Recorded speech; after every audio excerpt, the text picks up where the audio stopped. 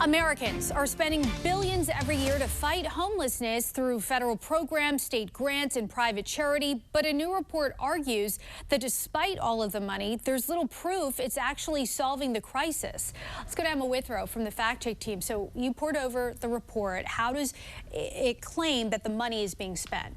So from my understanding, the report from this conservative think tank, Capital Research Center, it claims the U.S. isn't suffering from a lack of money or compassion, but from how both of those things are being used. So it looked at 759 nonprofits that filed briefs in a 2024 Supreme Court case. The case was about public camping, and they found that those groups had $9.1 billion in revenue.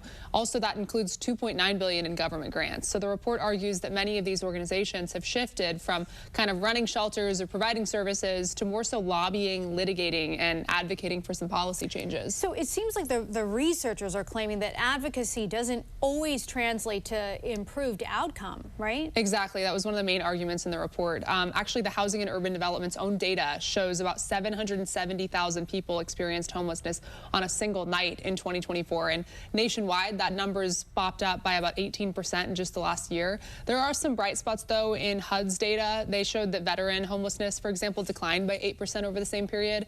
So it's not necessarily as simple as like more money, less results, but more so what's clear is that tracking and accountability are really what's lagging behind when it comes to spending and those other factors. All right, Emma, thank you so much. Later on, Emma will be back to take a nationwide look into which states are experiencing the highest levels of homelessness.